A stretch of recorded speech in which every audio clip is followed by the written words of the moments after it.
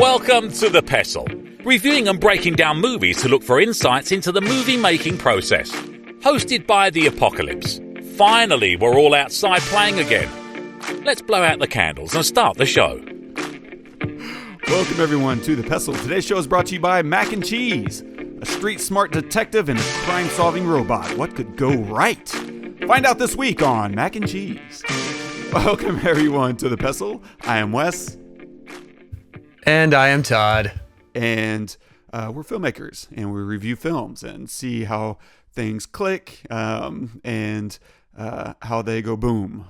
And so we like to bring whatever we've learned, from being on set into analysis of film, and also reverse engineer some things to see what could I emulate. And I feel like I'm constantly looking for little tidbits of things that I can emulate. And I think this film today has several things that I really want to play with in the sandbox. And with that, let's just dive right in. What are we looking at today, man? My enemy. Yeah, so today we are covering Alex Garland's Civil War. So if you haven't seen this film, please pause this episode, go watch it. Right now it's in the theater. It's a great place to see this type of film. Yes. We're going to spoil a bunch of stuff. Yeah. Everything. We'll look at a little bit of cinematography, not much, but there's a shot in there that I really liked composition-wise. We'll definitely look at some of the story and writing, strong character arcs, and some of the sound design, the music, and other such stuff and things and stuff. And a quick synopsis of the film: a journey across a dystopian future America following a team of military-embedded journalists as they race against time to reach D.C. before rebel factions descend upon the White House. It's written and directed by Alex Garland, cinematography by Rob Hardy, featuring Kirsten Dunst as Lee, Cailee Spaeny as Jessie, Wagner Moura as Joel, Stephen McHinley as Stephen McHinley Henderson as Sammy, and Nelson Lee as Tony. Lee, I'm sorry for jamming my way into your ride, okay? I know you're really angry about it, and I know you think I don't know shit, but... I'm not angry about that, Jessie. I don't care what you do or don't know. Okay, but you are angry with me. There is no version of this that isn't a mistake. I know, because I'm it. Joe and Sammy are it. It's my choice. Right. And I'll remember that when you lose your shit, or you get blown up, or shot. So, good vibes all around. Todd, I'm dying to know. We didn't have... I don't want to talk about his last film, I guess. But Alex Garland is always doing something in his own kind of sandbox. This feels more into keeping of what you would expect from a popcorn film, or not a popcorn film, but something more mainstream. This is his most mainstream film to date, I would say. And going into this movie, what were you expecting, and what is your reaction? I purposefully stayed away from anything of what this was, because I felt like if I knew anything about it, it would probably, it would probably ruin it, because this type of film can, get pigeonholed really quick into what it is, like you especially with society today, you just side with one side and you go along with that side, right? And so I tried to stay away from it. One thing I'll say is that I feel like this wasn't really promoted very well, wasn't marketed very well. Every time I've seen it, there's the title's in this really bright green, which doesn't make any sense to me. Which I know sounds small and stupid, but it's not. It's like very important. In fact, it's like one of the most important things, because that's what you remember when that's what's going to go out everywhere. And it just feels like, what is this? And I didn't really see, it wasn't hard to ignore stuff about it. So I just wasn't super crazy about the promotion for it. However, when I got into it, I realized really quick that it wasn't what I was going to expect. right?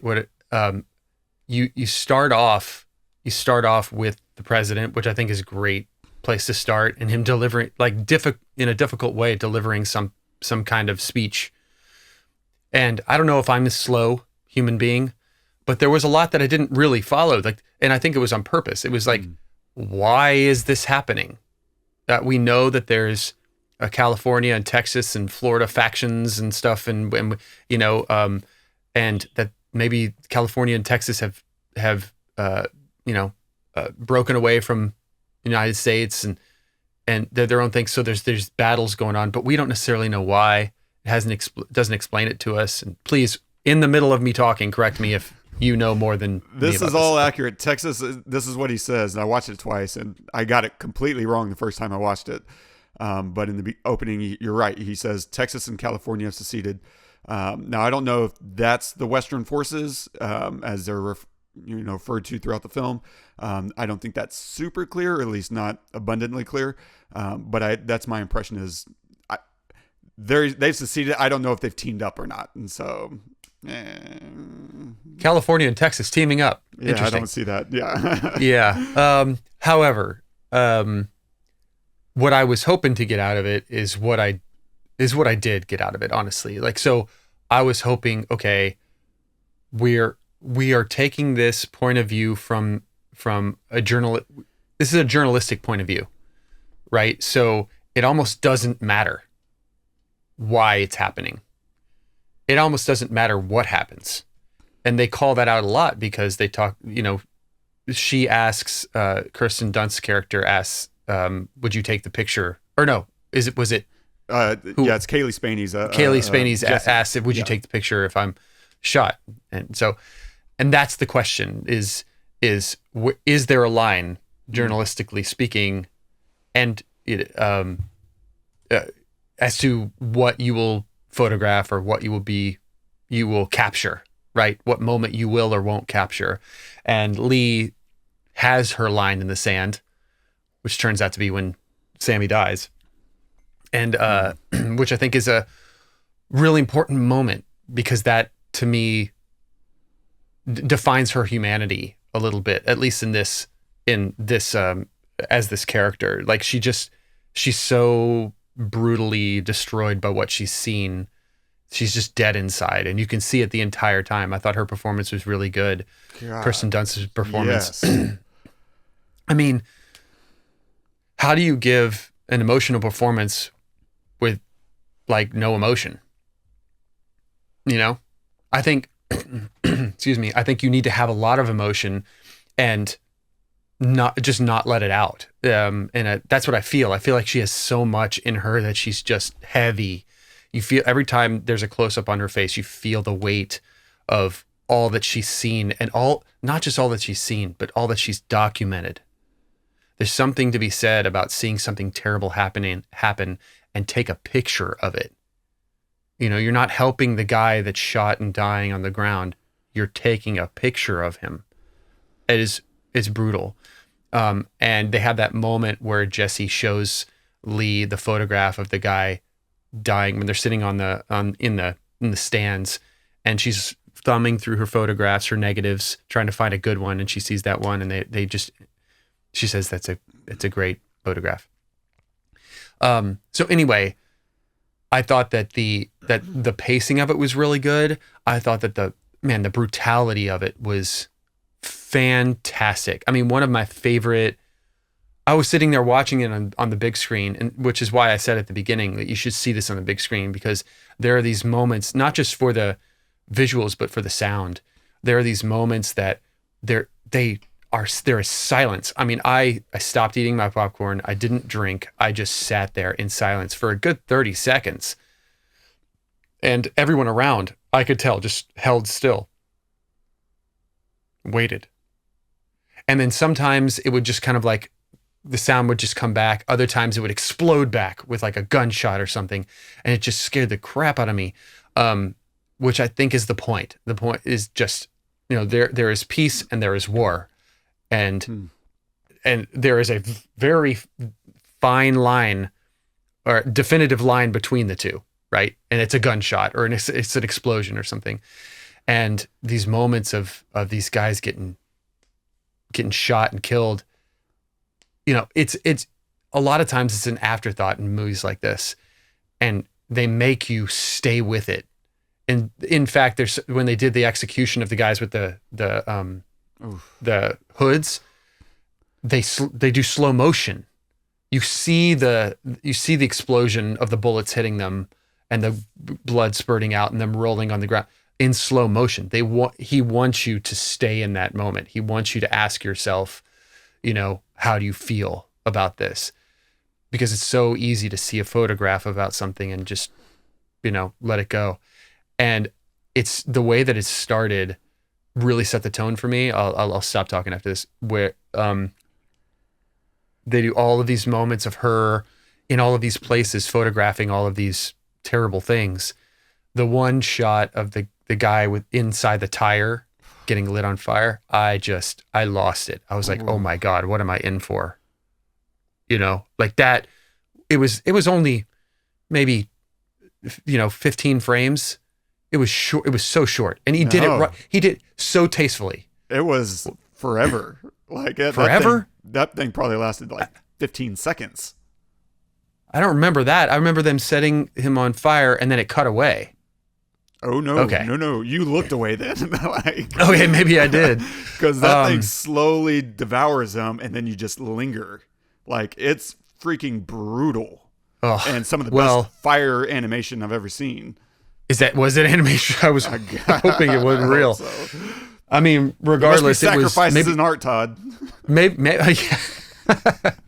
I mean, maybe I did. I would not be surprised if I did look away, because like it just set the tone for, okay, I'm in for something heavy. The one thing that I will say that I did not like, and it's really honestly the only thing, is that everybody freaking dies because of Jessie. Like, she's just, I mean, not everybody dies because of Jessie, but a lot, actually, yeah, kind of everybody dies because of Jessie.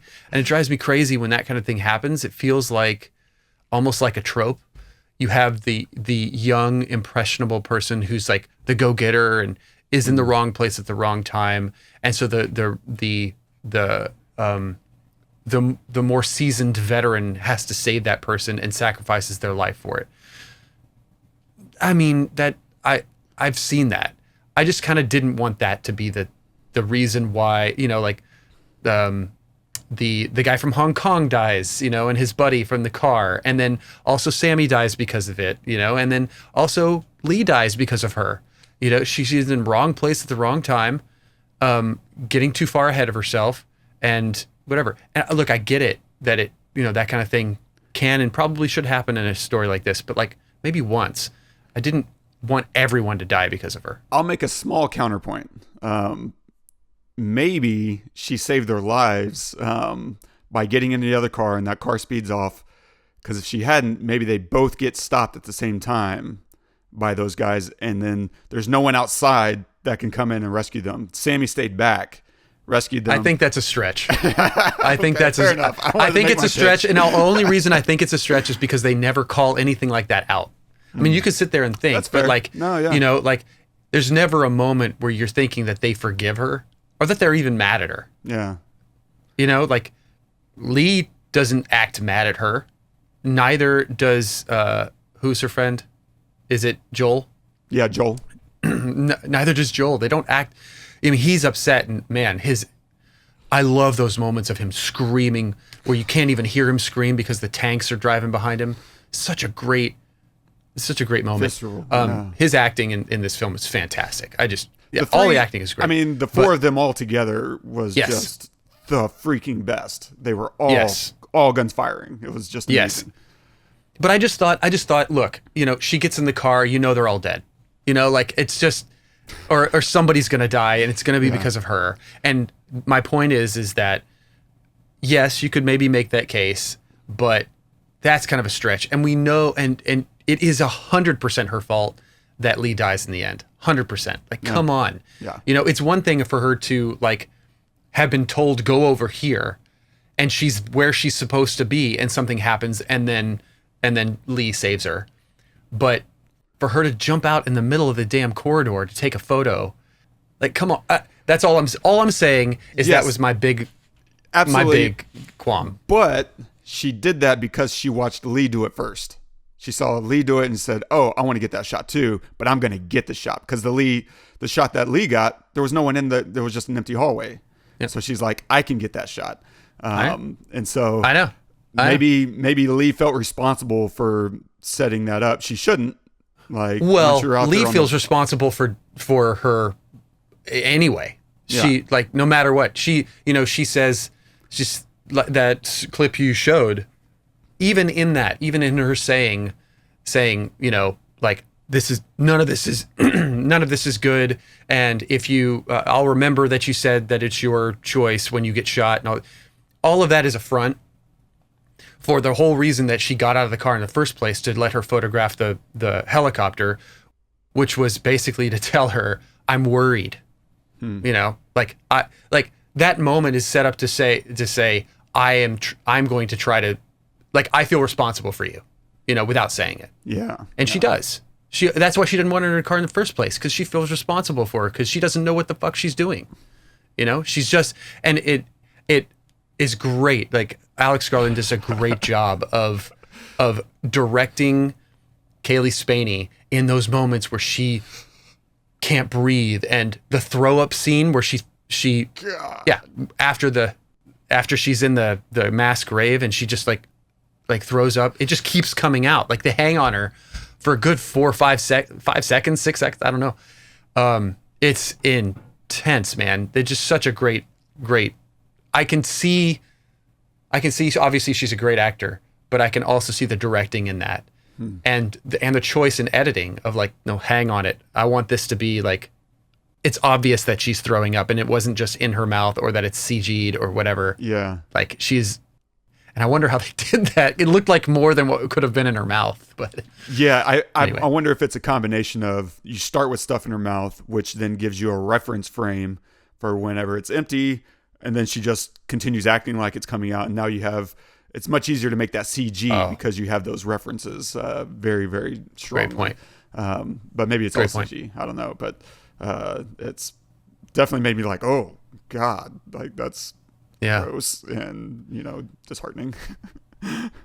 And also, the last thing I'll say is that I feel like this stays, which I kind of like. I feel like this stays kind of neutral, where, we're on the side of the journalist. We don't want to see any of them die. We're not necessarily on the side of anyone, like the military or on the president or whatever. We just want to see them get to their destination in one piece, and to be able to interview the president, which is what their goal was in the first place. That's, and you have good military, you have bad seeming military. You don't know who's who or who's like on whose side. And I think that that's important, and maybe a statement of, like, does it even matter? Because at some points, but it doesn't even sound like there are military people. Like, they're just dressed in fatigues for camouflage, not because they're representing a force. There's that whole sniper section, right, where Joel is trying to figure it out. Like, who are you fighting for? What side are you on? Sides. And the guy says, someone's trying to kill us. We're trying to kill them. And this is where, everything gets a little, I don't know, dicey in terms of modern times, which I think is also a point that the film is pushing a lot of buttons. But the guy says, well, then, whose side are you on? So you're with the Western forces. And the guy's like, oh, I get it. You're and it's a laugh line, because you think he's going to answer the question at last, and he's like, you're acting ridiculous. Like, you're still thinking in terms of sides, and all I know is that someone is trying to kill me, and therefore I need to kill them. And that's whenever, of course, he turns to Jessie and is like, hey, you, who's in that building? And she's like, I don't know how to answer this. There's someone over there shooting at us. She gets it. Like, it's just this evolving conversation that I think is exactly what you're talking about. There's no sides to some extent. And to the extent that there is, we're unaware, because we're in neutral territory, and it goes back to what you said at the beginning of these are journalists, and our perspective is theirs, and there is no strong sense of who we should be rooting for because of that. And if you're doing a good job as a journalist, you're not thinking in those terms, right? And I think this whole movie is rooted in what Lee tells Jessie in the car when they escape that little gas station with the guys who you think are dead and realize they're not. They're saving them. They're like a snack. Like they're debating how they're going to, execute these guys for fun almost. Well, not almost. It looks very much like it's a fun little thing. The guy's laughing about it. And what she says to Jessie, because Jessie's like, should I have taken a photograph? I forget exactly what Jessie's saying there, but she's like, yeah, I didn't take a single photograph. Yeah, should I have done that? Like, should I have helped them? Like, I didn't know what to do. And Lee cuts all that off. And she's like, you can't start asking yourself those questions. Once you do, you're done. Our job is to take the photograph, is to document it. And that lets others ask the questions. And I think thematically, that's this whole film, is just documenting what, from the perspective of Alex Garland, what our country looks like right now. There are really not sides. There's kind of sides. You have, Texans doing whatever we are supposedly doing. And then you have Californians representing whatever they're representing. And then you have the rest of the country that kind of fits along some lines and sometimes not. And it's all very messy. There are no clear sides for a lot of the stuff that, is going on in modern society. Even though you might start to think there's a side, and at the end of the day, at this point, you get two people in a room that say they're on the same side of whatever their big issue is, and you start drilling down, I guarantee you they fall apart very quickly when you start talking about other issues. Like, it's not clear at all. And I think he's looking at our country, and Alex Garland is British. Like, he's not he might be American now. I don't know where he lives and what his citizenship status is or whatever. Mm-hmm. But I think this is like an outsider's perspective of what America looks like right now. And it looks like a war-torn hellscape where occasionally you stumble into some conversation or some people that are neutral, that I'm just staying out of it, but right, that town that they run into, and they're like, it feels like everything I'd forgotten, and then you sneak a peek, and on the rooftop there's guys with guns, and Sammy's like, funny, I was just thinking the opposite. It reminds me of everything I remembered. It's like, are they neutral? Are they not? They're at the minimum, they're not engaged in the war. But is that even possible? Can you not be engaged? And so it's asking you to ask all these questions rather than asking and resolving any of those. Because is it possible in America today to actually remain neutral? There's your question. Now go fight. Like, this whole movie is one snapshot of America in its current state. And there's so many little interesting, that moment you're talking about where they execute those guys outside of, I don't know, is that a university? Is that a corporate building? Who knows? And it goes silent and goes into music, and you see them get lined up, and then you cut to Joel, and Joel is having this funny conversation. And the first gunshot, you don't hear it, you see it on his face whenever he jumps and starts turning. Like, yeah, and that's a beautiful, what a great, the sound design I love so much in this movie. It's going to win some awards. Minimum get nominated, but I'd bet my money that, I know it's early, it's only April, we haven't gotten to the Academy contenders yet, but this should be in the strong contention for sound design. And it's so good because it's forcing you to engage with the film. It's not ever pushing you until later in the film. It really doesn't push you into a corner. It's setting you up and giving you these head fakes so that you stumble into these moments blindsided. Like the beginning of the film. We're playing this light poppy music. You could probably tell me who that is. But there's this cool song that feels reminiscent of like 60s wartime, I don't know, music, Rolling Stones or something, and it's just like you're watching these things unfold, and it's like, oh, here's a demonstration, what's going on, and you're watching photographers. One gets bashed in the face, and that's how Jessie meets Lee. They pull her out, and this popping music's going, and I love that scene, that flash where you see the woman running with the flag, and it's so fast. That's a very fast moment where you see it, and you're like, oh, here's this wacko running with the flag, and it's Lee's reaction to it. To get down is like, wait, no. And then it takes a hot second.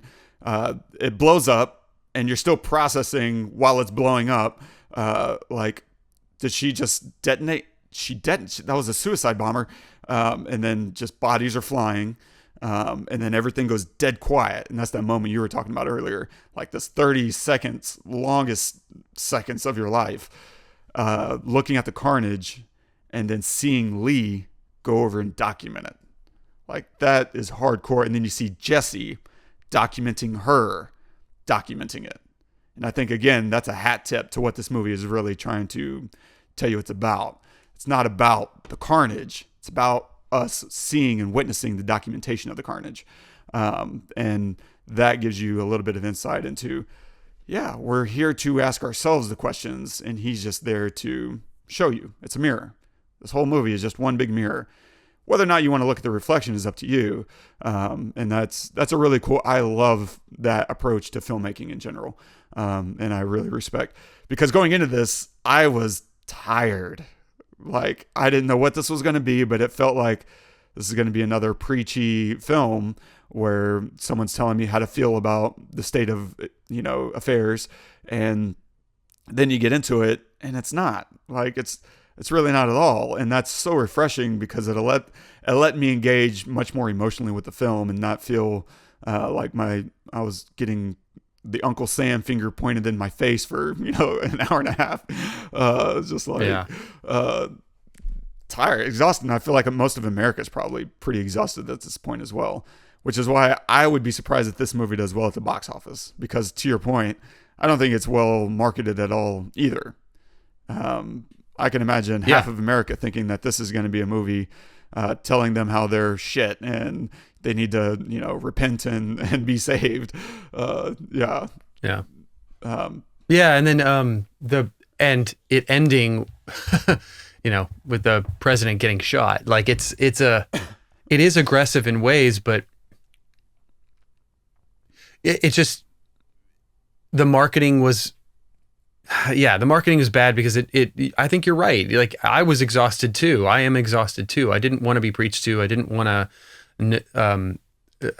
be told a right or a wrong side. And so the fact that we didn't get that, and it wasn't that, I think needed to kind of be out there as part of the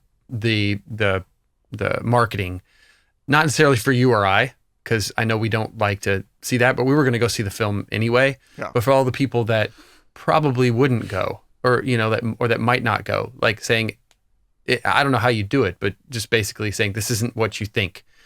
Even if that's all you say, this is not what you think. That's enough, Okay, great. Then let's see what it is then. Anyway, but I like that also the first group of guys that they follow aren't in military gear. They don't have fatigues on. So we're thinking, okay, are these guerrillas? Like, who are these, like, just a militia? Like, who are these guys? And then later on, they're following people in fatigues.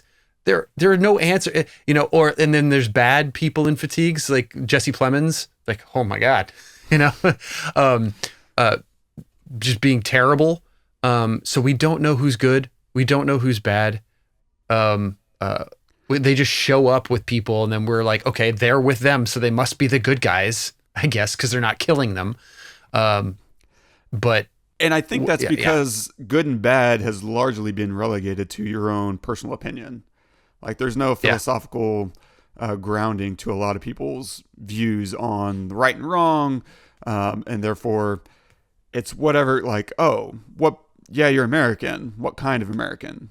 Central, South, Southern? And whenever you say that, you could be literally thinking he's talking about Central America or South America. And you're not entirely sure until he says Florida, and he's like, good, Central. So Central, that's good.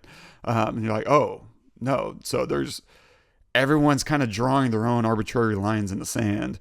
And for a while, I wasn't even clear if the president was actually the president. I think it wasn't until my second viewing before I realized, oh no, he is the president of the United States, and it's the rebel forces that are like knocking him out because of just how hazy everything is in this film. And I love that there's no opening scroll that tells you here's the setup. It's like, because again, it's not about that. But yeah, the music though, man, I love Alex Garland's approach to score and music. Like between this and Devs, it's just always interesting tones that he creates through music choices. And a lot of it, he uses some score, but a lot of it is, oh my God, not soundtrack. Good God, Wes. A lot of it's just soundtrack, and the light poppy music is so good at the beginning because it's setting us up for the suicide bomber through a really strong contrast, right? It gives us a false sense of safety.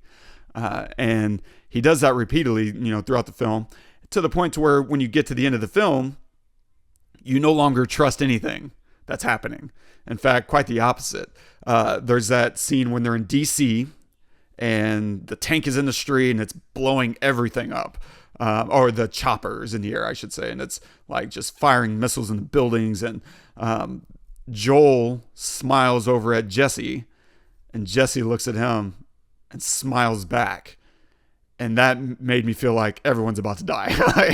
I don't trust any of that. This is another false sense of safety, and it just raised the tension through the roof for me. So now I'm expecting for them to die, and of course it ends up being Lee that dies. But it's just such a great use of creating false sense of safety through music choices, through sound design. You just don't know anymore. And for me, that was the biggest takeaway throughout this movie, was the level of tension was outrageous. Like the second viewing, and then maybe I just watched it too soon, because I watched it twice, Friday and then Saturday night. And there was no tension. Like I watched the entire thing without an ounce of tension. Not to say that there wasn't any emotion, because when Sammy dies, that still knocks me over. That moment you're talking about where Joel is screaming, it's effective. Like I was struggling. And of course you also just love Sammy. I mean, he's this bigger guy who, needs a cane, and you're just, and he saves the day, and you're just, everything about him, you just, makes you just whatever, want to sleep next to him. Like, Jessie does in the car, like, I'm safe here. Like, that's Sammy. And the other thing, as an aside, like, I love that Alex Garland likes to rework with his actors.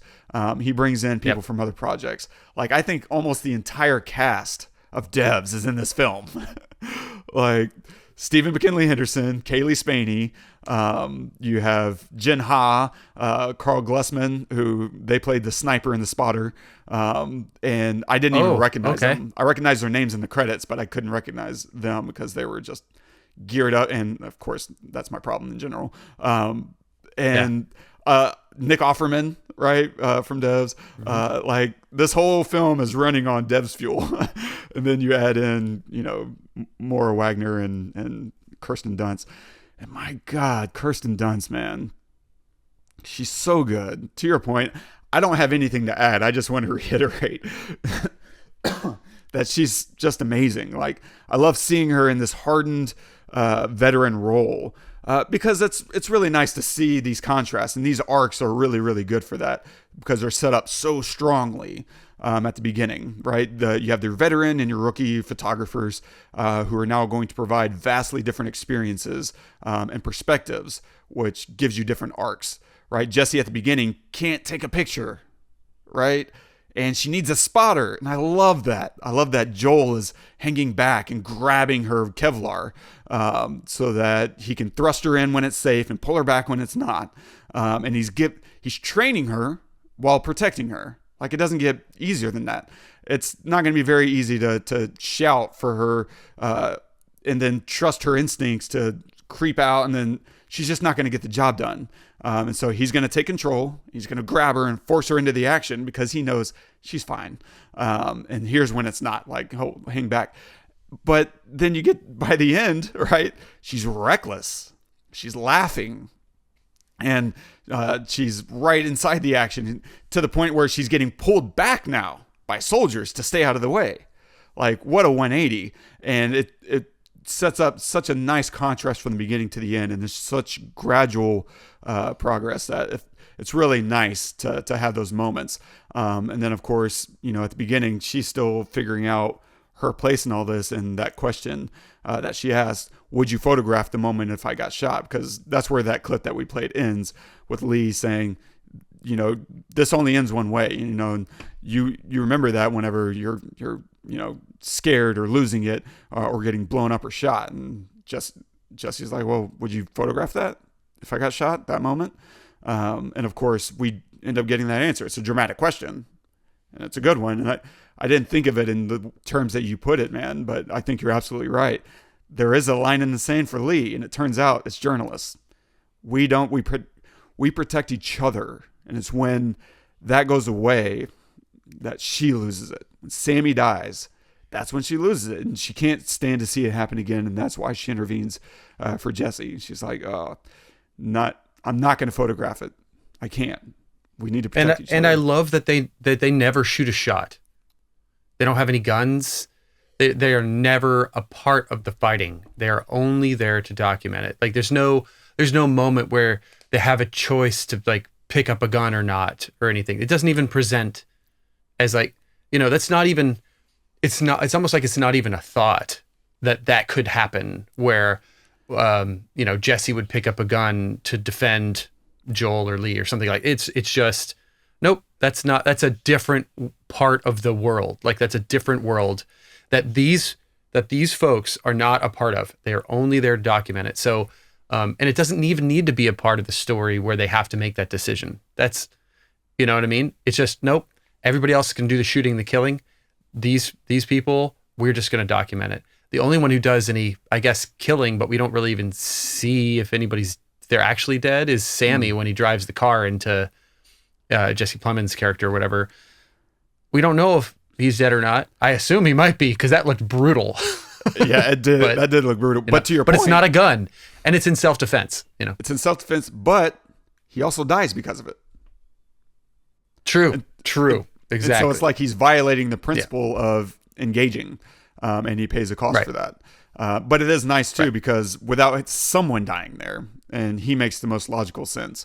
But otherwise, you kind of just introduce two characters and then kill them off immediately, and it feels like a cheap get out of jail free card, instead of making us pay a cost through one of our main party members. And so it's important that there is a cost to that victory. And so I respect the writing level of that, even if it breaks my heart, which is even better writing. And I mean, the one thing I don't like about that is, since when has a car ever snuck up on anyone? Especially a big, heavy one that's driving through an open field. That full speed. I call bullshit on that. I call bullshit on that. Yeah. But I let it go. I let it go, and it's fine. It just felt cheap to me a little bit, honestly. But it's fine. Whatever. Yeah. You get one free one, and I think that was it. Like, I don't feel like there was any other cheap moments. And same. Yeah. That certainly occurred to me as well, but you go with it. You're like, you know what? That's fine. I want my guys to live. And they did. Yeah. They did live, Todd. Yes. And so by contrast, arc-wise, Jessie, goes through her whole innocent to, like, I don't know, aggressive. And then Lee, the hardened, tired from everything she's seen, goes from that to, at the very beginning, right? She's taking the hard pictures. she just narrowly escaped dying. And her first instinct is to grab her camera and go start taking shots. And then I think there's a shift that happens a little bit after that, though, whenever Jessie finally starts taking pictures, right? They're at that whatever university thing. And the guy gets shot. He gets pulled to safety, and they're trying to save his life. And Lee's taking pictures. And then Jessie finally starts taking shots. And she squats down next to the guy, and she's taking these pictures. And what does Lee do? She stops taking pictures. She goes and sits next to Jessie, and she starts looking from her perspective. And I feel like it's that moment where she slowly starts to soften. She's taking fewer pictures throughout the film at that point, because from there, maybe even all, I'd have to double check, but most of the pictures from there are taken from Jessie. Like, we start seeing just her taking the pictures. And until much later in the film, when they're in the White House and Leah's starting to get her resolve back. And of course, that's when she dies, trying to save Jessie instead of taking the shot. Yeah. The cinematography wise, there's a couple compositions that I really love, and it's about discovery in the frame. One is that moment you're talking about, the slow-mo of the soldiers getting executed. And it's brutal and beautiful at the same time, which is its own kind of horror, right? Seeing these beautiful moments that are just absolutely abominable by our emotional and regards to humanity. The tire guy getting lit on fire is just, it's disgusting, but it's also shot and photographed really beautifully. But that moment when they're shooting those guys, and you cut to, like, where is the gunfire coming from? Because you see the soldiers on either side, and then finally they show you there's someone in that car that's just at the edge of the frame, and you're watching the guy just like light him up, bullets slowly flying out, and the discovery of that frame is your eye slowly drifts from that guy shooting to the guy next to him, and he's got this smirk on his face, and it's very slight. It's not like he's smiling wide, but he is enjoying it. And I love those little slow discoveries of horror and more horror, because you're seeing what joy people are getting out of killing each other. And that's disturbing in its own way. But at the same time, there's another composition that I really liked, is when they get to Pittsburgh. And you kind of only know they're in Pittsburgh by the graffiti. And there's this big wide shot. I love that moment. God. Yeah. Because you have this overpass at the top of the frame that says go Steelers. And then your eye slowly drifts to see these bodies hanging off the overpass. And it's such a brutal juxtaposition, and makes you feel that's the state of America right now. Like, everything's a competition. Go Steelers, right? We have our teams. And there's 30 of them, for lack of a more precise count, right? Isn't there like 32 teams in the NFL or something like that? And that's how it feels in politics, right? There's 30 teams, and everyone's got their jerseys that they're rooting for. And, over there's the victims from all our bludgeoning. I don't know. There's a lot of thoughts that you take away from seeing that image. And that's this entire movie in a nutshell. Everyone's taking away their own different experience and asking their own different questions, or making their own judgments. Not even asking questions. People are walking out with snap judgments. But I don't think it's that easy to do that. If you actually sit and process this film, it's not that black and white. I mean, the sides aren't very clearly drawn. You might look at the president as this, imitation of Trump, but he's not in office right now. Maybe he was when he wrote this. I don't know. I think that's kind of beside the point. But who you have in the White House, like these two black women negotiating both sides, right? You have the press secretary, or whoever she is, chief of staff maybe, and she's negotiating a peaceful step down for the president. Like, we want to make sure he's safe. And you have on the other side a black soldier woman who's saying, yeah, you bet he's safe with us. And she's just got her gun pointed, saying whatever she needs to get the president to come out so that she can take him down. And that's all obvious, but there's no clear visual line of what the factions are made of. And it goes to the point that, we are hammering home here. And I think that's for the better of the experience. Because at the very beginning of the film, they make the decision that this is going to be a road trip movie, right? Let's see the State of the Union. And that's what the nice thing of this being a road trip movie is it's not a snapshot of one space. It's throughout the whole seaboard. And you get a feel for just the chaos running rampant. But the second Sammy finds out, he sets up all the tension through his comment of DC. They kill journalists on sight in DC. They consider them enemy combatants, right? So now that little bit of exposition creates tension through this anticipation. Every time we see someone with a gun, are they going to kill us? We don't know who's who. Like, are they with DC? Are they against DC? You don't really know. And so that's a really nice way for us to always be on edge every time we meet someone new, which is all the time because this is a road trip movie. It's a really nice setup to keep you on your toes throughout the entire thing. Yeah, I think that's about it. I mean, the movie ends when the president dies, but it's not necessarily clear that that's going to solve anything. Because what happens next, I don't know. No one knows. But I think it's a really interesting moment whenever they're getting ready to kill the president and he just yells, wait. And they're like, oh, and you kind of laugh because you're like, oh, he just wants his interview. Or is he going to ask for more leniency? I don't know. Let's see. But then he's like, I think he's gearing up to actually set up an interview. And all he wants is a comment. That's brutal. Oh my God. And what the comment is perfect. When he said, please don't let them kill me, I in my head, I said, oh, please accept that as his comment. Please. And he said, that'll do. It was perfect. It was fantastic. I absolutely adored that. Like, politicians in a nutshell, when it gets down to it, it really is. Someone, anyway. Yeah. It's hard to discuss this film without really getting into the nitty-gritty of American politics. But maybe at the same time, it's easy just because it's so open and broad that you get to draw and paint your own picture of what it all means. I don't know. I liked it more than I thought that I would. Like, I don't know that I'm going to revisit it much, if not for a very long time.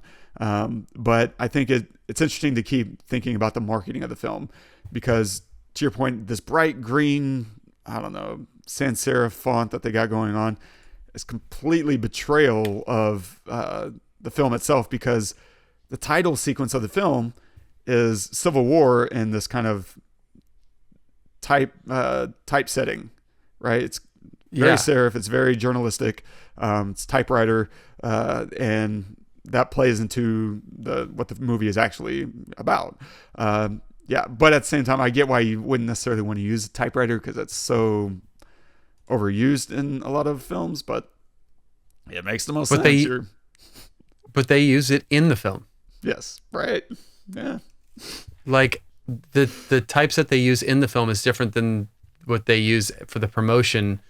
And anytime that I notice typeset, you've already lost me. Like, I don't know. I just don't understand it, honestly, but it's fine. Cause maybe the point there is to upend you so that you don't know what you're going to get going in. I mean, this is a guy who, has done some movies that, like, pretty much you're always not sure what to expect when you go into it. Men,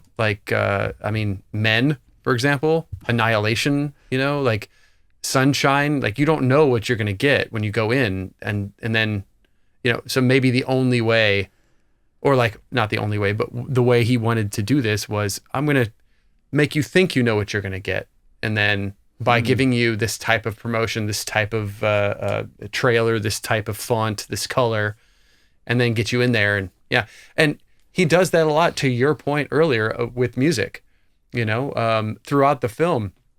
I think the music choices are, I mean, they're probably just like what he's listening to at the time personally. He's like, yeah, this movie or this song would be great here, but it's not only because of the feeling that it emotes, not because of any other thing. It's just like the song at the end. I don't know who that was, but I think it was probably like what is it? Sound system, LCD sound system is what it sounded like to me. Maybe he's just listening to LCD sound system and was like, I want to end my film with LCD sound system. I don't even care but it totally works because it's just a soundtrack. It's just like it's just whatever the vibe of the music is to evoke a certain emotion to then upend it with the visuals that I'm going to give you. It's almost like, cause you don't know where the next scene is going to come. I mean, when they start falling asleep, for example, before the first action scene, well, except for the explosion at the very beginning, where they say they're going to go to the action the next day, they fall asleep in the truck and we're just silent. And then boom, it explodes with gunfire and explosions because they're already there. And it just upends us, and he does that throughout the film really well, like I said earlier, where there's a really fine line between peace and war, and that is a gunshot, right? And so we're going to give you that line. We're going to walk that line and show you the difference between the two. They're going to be sleeping and then gunshots. And the use of silence is so great here too. And slow motion, like really pointed, only chosen for certain moments that he really wants you to like be present in. It's used really tastefully. Anyway, yeah, I absolutely really, really liked it. I would like to see it again, just because I feel like I would probably, like you said, you missed some things the first viewing. I would probably see it a different way and see some things a different way. But I'm also okay if I don't see it again because it was really brutal in some instances, And I really like filmmaking that doesn't ignore things that are visually seen. It's really simple, but he does a really good job of calling things out. Like, I mean, when they're dumping the bodies into the mass grave and that one guy, they all slide out. That one guy gets hung up. We never see that guy slide into the grave. We never see him, but we do hear Jesse Plemons' character say, Bobby, one's hung up there, just off camera, just like out of, wow. We're calling that out as a thing, even though it's not made a big deal. It's just this passing thing that Plemons' character says to acknowledge that is happening, that we don't see off screen. It's off screen that we don't see it. We're, I think, focused maybe on either Lee at the time or Jessie or something. We're focused on one of our characters, but he's saying, hey, there's one hung up. We never see anything happen to him. He just is there. That's great. That is great filmmaking. And I think things like that happen all the time. The scene where they're, the sniper scene, he shoots. And then all we hear is, I've got good news. Cut. End of scene. Yeah. Like, that is fantastic. I wish more movies did that kind of thing. We don't need to see it. I just need to feel it and know, like in that shot too, so much happens in that one shot, where we see the sniper. Can you guys shut the fuck up? And then his finger goes on the trigger and we stay with him and he shoots. I've got good news. And that's perfect. It's just perfect. So anyway, there's some really great moments. Obviously, there are some moments that I'm not super fan of, but as a statement for what it's supposed to be, I feel like it really makes a great statement. So another win from Alex Garland. Absolutely. Nicely done, man. Okay, well then, that's all I got. So yeah, what are you going to recommend this week? not going to walk into anything. Awesome. Well, I have not finished it yet, but I do want to recommend it because I'm really, really enjoying it, and I'm almost done. But I want to recommend Shogun on Hulu. Super, super cool. Really kind of heady, slow in some ways, but just really good journey to go on. Really beautifully shot, well acted, well written. I love that it's all like 90% of it is subtitles. So they're, they don't try to Americanize it too much. So I'm going to recommend Shogun. Dude, nicely done. I am going to recommend a documentary, and cool. This one's rough. So it's called Restrepo, and it came out a while ago, like 2010, and it's a guy documenting a troop in Afghanistan.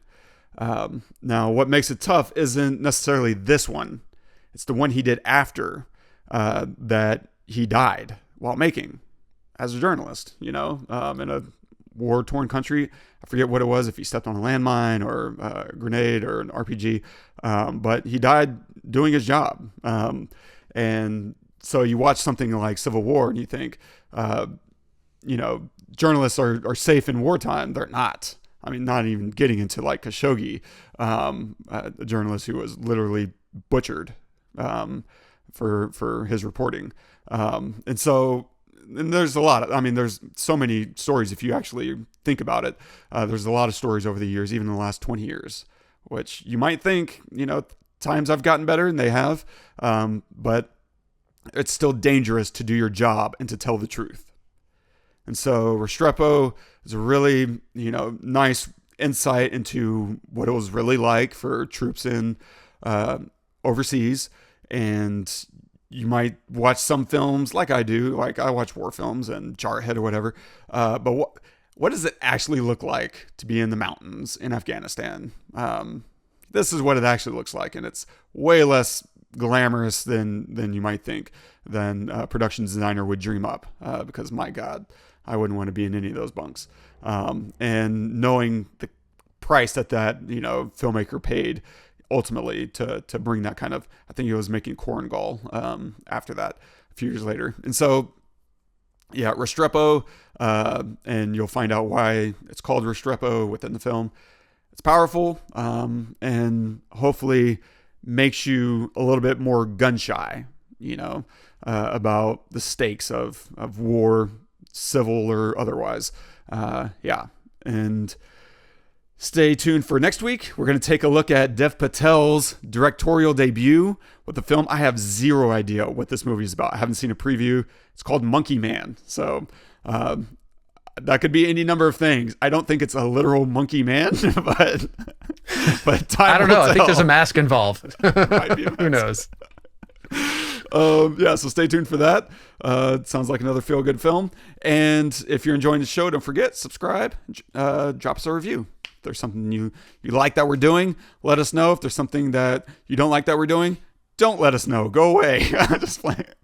We do our best, and we know we're imperfect, but hopefully these are conversations that are thoughtful and are made with care, even if imperfectly. And so, yeah, if you want to drop a note on this episode, you can do that at thepestlepodcast.com/Civil War. And our quote of the day today is from George Orwell. Ooh. War is peace. Freedom is slavery. Ignorance is strength. So obviously this is from 1984, right? The book. Right. And this brings up the other thing that I wrestle with of filmmaking, storytelling, and just working in media, broadly speaking. Orwell wrote this book about a government who just lies through its teeth to the citizens. And you get insights into what it's like to be one of those citizens. That's a really dense book for how short it is. And it took me a while to get through it because I felt like every paragraph had something to say. And for most of the book, I think that's true. Like every single paragraph is giving you a lot to think about. And the thing that I wrestle with is, did that become a playbook for our government, for governments around the world? of how to manipulate your citizenry. And that makes me wrestle with the idea of what you put out. Is it a light? Is it a mirror? Or is it like foreshadowing by giving really good ideas to other people and what they do with that? So watching something like Civil War, does it make it easier for people to want to engage in a civil war? Because now they've seen what those images look like, and it's kind of breaking that ground.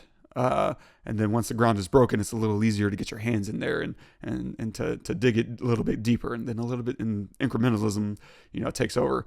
I don't know. I wrestle with that a lot, but I think usually where I stand ultimately is you can't always be responsible for what you make to the nth degree. Now, you are responsible for what you put out into the world, but not necessarily what people do with it. And it's a fine line, and I can't tell you what that line is exactly. It's nebulous.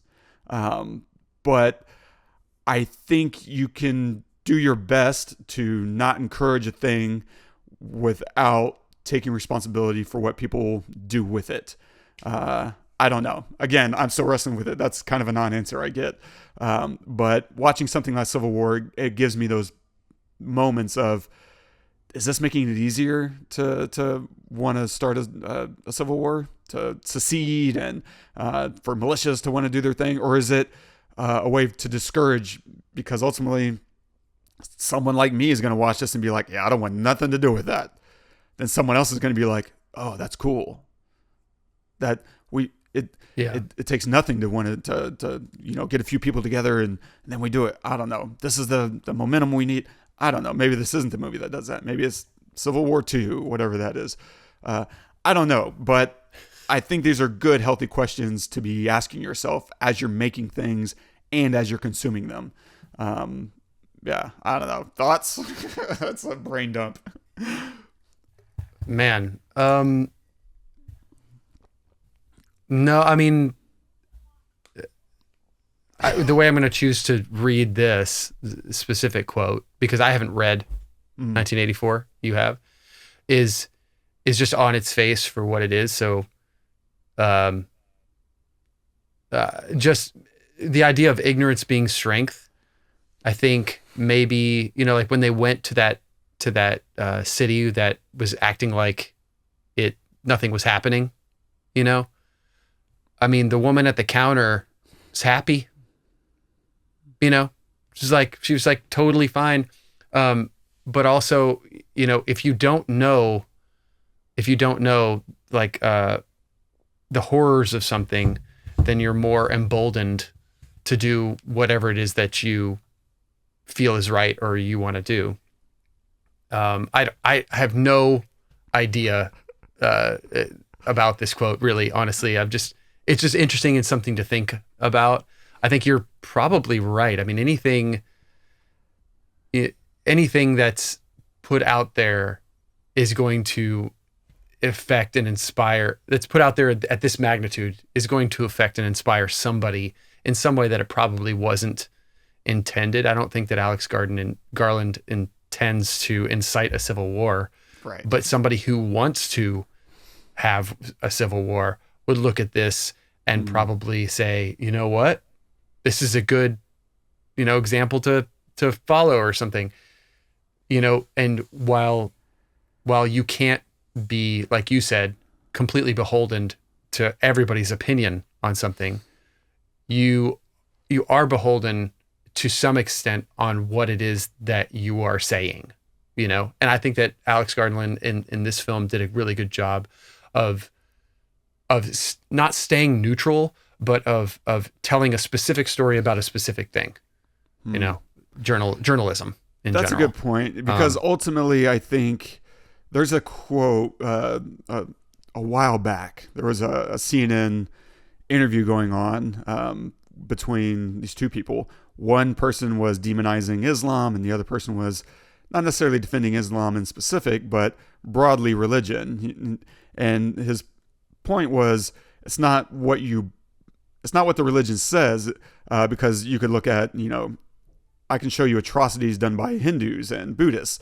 And his point was, it's not what the religion brings to you, it's what you bring to the religion that ultimately creates evil. Like, the evil isn't necessarily in the religion, it's in the person and how they're going to walk away. So, and that, I'm saying that in response to what you just said, like, yeah, you know what, it is someone that wants to use this for ill. They're going to do that regardless. If you made Civil War or not, they were going to do that regardless. Now, maybe that becomes their best tool. Maybe not. I don't know. But I think it's the same argument that people made with heavy metal music, you know, in the 90s, or like Marilyn Manson, you know, like, oh, these kids are gonna, you know, whatever. Like, no, it's just an outlet. It's an outlet for most people. It's like, I don't think that art is bad or good in that regard. You know, obviously people can make things and like make it what is it when you make it seem like a wonderful thing, the Civil War, like to have a Civil War, and that, you know, liberals are awful and so let's kill them all. Wow, you know, hopefully that never gets made on either side, liberals or conservative, like whatever, it doesn't matter. But, you know, to stay neutral and then for someone to like this film does, and for someone to say, oh yeah, this was my fodder that I needed to instigate a civil war, like, I feel like that's ridiculous. And I don't feel like art is good or bad, to your point. Same thing with religion. It's not good or bad, it's the people. Yeah. Sorry, I didn't mean to interrupt you, so keep going. I think that's a good place to wrap it up. Okay. All right. Well, thank you guys so much for joining us. Hopefully you enjoyed this episode. I know I did, and it incites a lot of conversation. So hopefully what we talked about, you can take it and have some conversations with people that you respect their opinions, but maybe they're a little different than you. And join us next week. We'll be covering Monkey Man. Please subscribe, review us wherever you can. And if there's a film you'd like to see us pick apart, please let us know. Maybe we'll do it. Until next time, I'm Todd. I'm Wes. Go watch some movies.